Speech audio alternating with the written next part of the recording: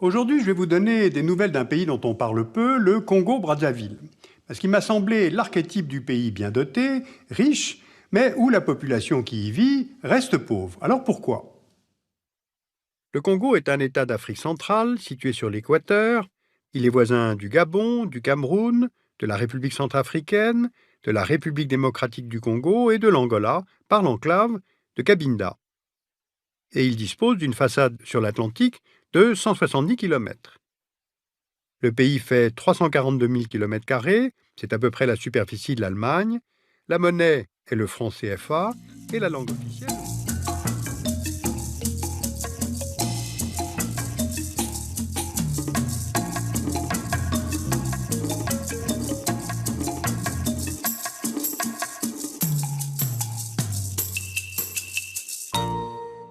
Aujourd'hui, je vais vous donner des nouvelles d'un pays dont on parle peu, le Congo-Brazzaville.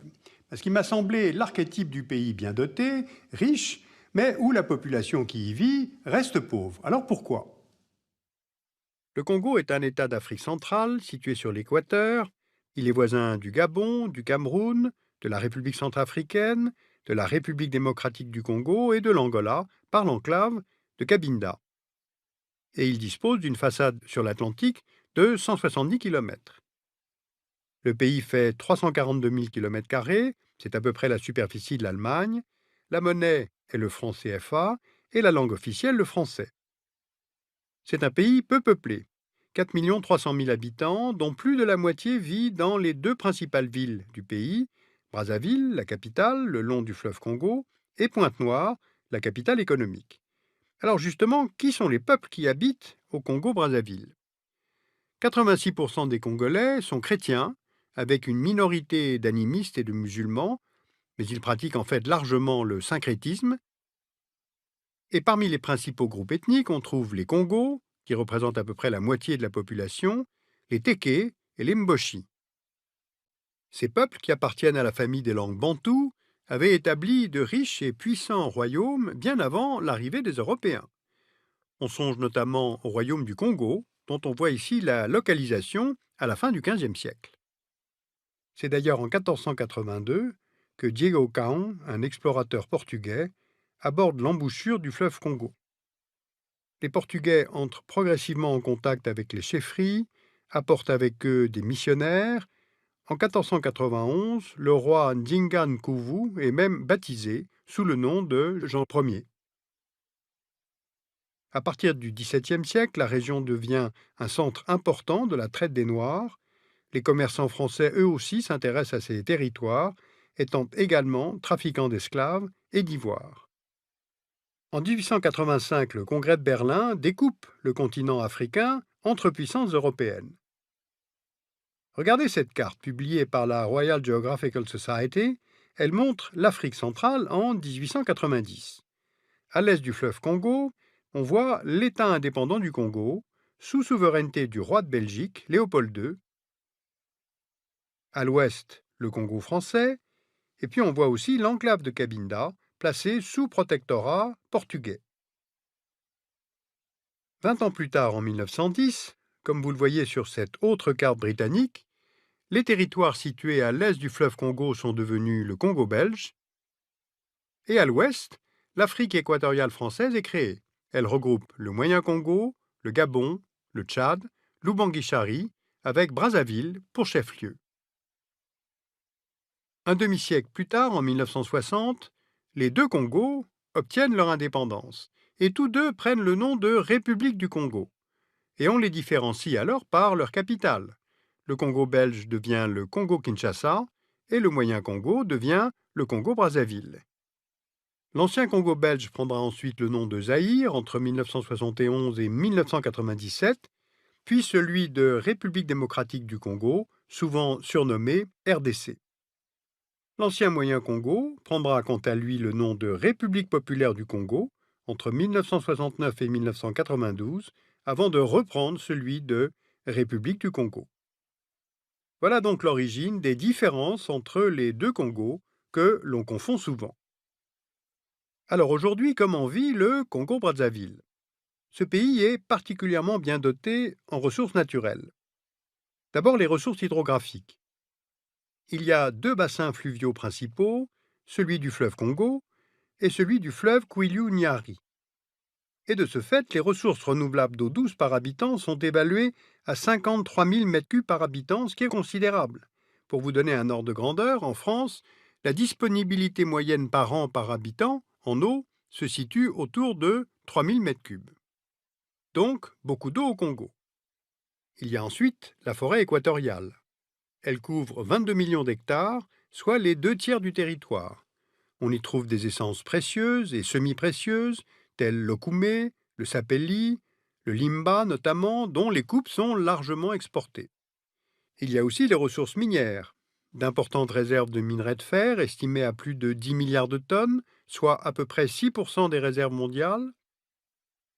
On trouve également des mines de diamants, de cuivre, d'or. Et puis enfin, il y a le pétrole, presque exclusivement situé en offshore, avec une production d'environ 300 000 barils par jour en 2012. Dans le rapport annuel de British Petroleum, le Congo est le 6e producteur de pétrole.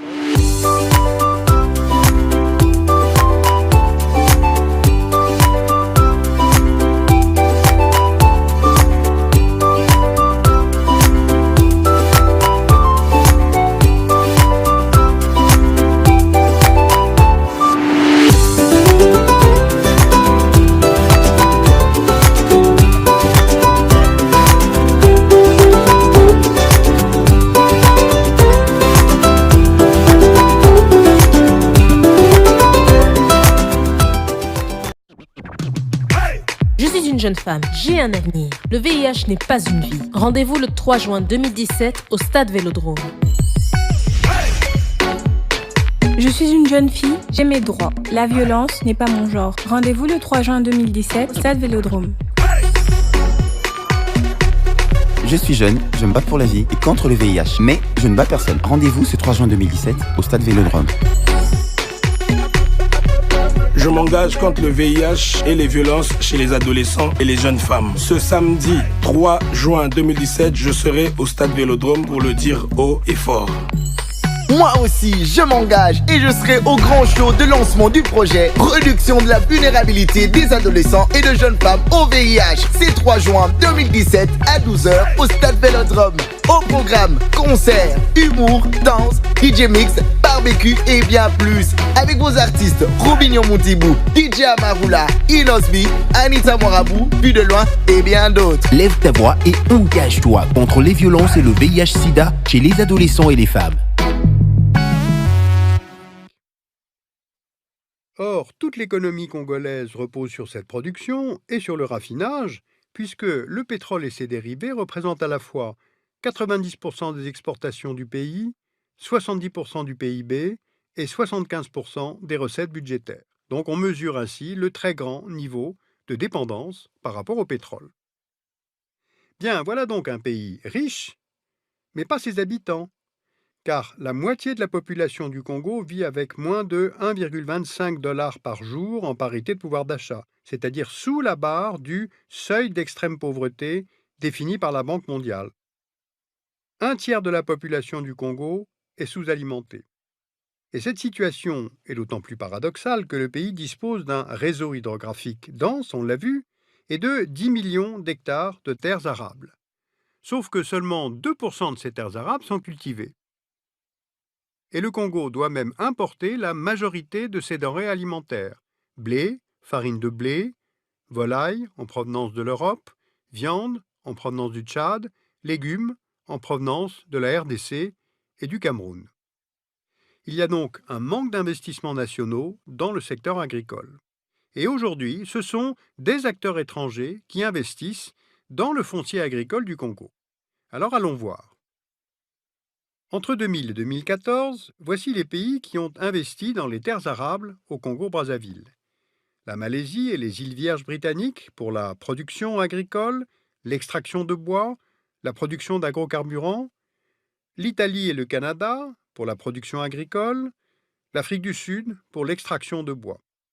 Au total, les acquisitions foncières à grande échelle pour la vente ou la location ont concerné plus d'1 million d'hectares dans le pays, ce qui représente à peu près 10% des terres arables du Congo. Maintenant, voyons la Chine, désormais un acteur important dans ce pays. Elle est présente dans l'exploitation des matières premières du sous-sol congolais. Plusieurs accords de coopération ont été conclus, notamment dans les secteurs miniers, pétroliers, forestiers, et en échange, elle est impliquée dans les grands travaux de modernisation du Congo-Brazzaville. Et là, les besoins sont immenses, particulièrement en ce qui concerne les infrastructures de transport. Le Congo compte 2 aéroports internationaux à Brazzaville et à Pointe-Noire, et les Chinois ont investi plus de 200 millions d'euros pour construire une 2e piste et un nouvel aérogare à Brazzaville. Le Congo a 2 ports principaux, un port fluvial à Brazzaville et un port maritime à Pointe-Noire en eau profonde. C'est le plus important d'Afrique centrale, il assure la totalité du transit des marchandises qui entrent et qui sortent du Congo. Eh bien, le groupe chinois Shandong Land Bridge investit dans la construction d'un port pétrolier et dans la modernisation de la raffinerie à Pointe-Noire. Quant aux routes, dont vous voyez ici les principales, il y a 8000 km officiellement répertoriés dans le pays, mais seulement 15% sont goudronnés. Eh bien, l'amélioration des routes fait partie des priorités du gouvernement, notamment celles qui relient Brazzaville et Pointe-Noire. Et la plupart des grands chantiers routiers sont exécutés par des sociétés chinoises. Autre problème, seulement 900 km de réseau ferroviaire relient presque exclusivement Pointe-Noire à Brazzaville, et ils sont en mauvais état. Alors il est bien question de faire de ce pays un émergent d'ici 2025, mais en fait le Congo est très peu inséré économiquement dans son environnement régional, et puis surtout la région est très instable. Cette dernière carte nous montre la localisation des réfugiés sur le sol congolais. En 2013, selon le HCR, le Congo-Brazzaville accueillait 70 000 réfugiés et demandeurs d'asile, 260 réfugiés angolais chassés par les conflits qui se sont succédés dans leur pays entre 1961 et 2002 et par les tensions dans l'enclave de Cabinda, 8 000 réfugiés rwandais s'étant exilés à la suite du génocide, 11 000 réfugiés originaires de la République centrafricaine, arrivés depuis mars 2013, ayant bien sûr fui la crise en cours dans le pays, et plus de 50 000 réfugiés originaires de RDC, arrivés en 2009. Voilà donc un pays relativement protégé des instabilités régionales, mais qui pourrait engendrer lui-même les germes de sa propre instabilité. L'économie informelle y est très développée, autour de 50% du PIB officiel, donc l'assiette fiscale est réduite d'autant. D'après le classement de Doing Business de la Banque mondiale, le Congo est très mal noté, très mal classé. D'après l'index de la démocratie de The Economist, publié chaque année, le Congo est classé régime autoritaire, avec une corruption endémique et qui bénéficie de l'impunité. Il a été noté que chaque année, environ 1,5 milliard de dollars non traçables quittent le Congo. Alors où vont-ils et au profit de qui ? Eh bien, pour la population congolaise qui vit sur place et sous le seuil de pauvreté, évidemment, il y a faible légitimité de l'État. Alors vous pouvez lire « La Chine au Congo-Brazzaville, stratégie de l'enracinement et conséquences sur le développement en Afrique ». C'est un livre de Julien Bokilo-Losailly aux éditions de l'Harmattan en 2012. Et puis si vous souhaitez accéder aux vidéos du dessous des cartes en illimité, sachez qu'il existe un service d'abonnement via Dailymotion avec plus de 200 épisodes en ligne.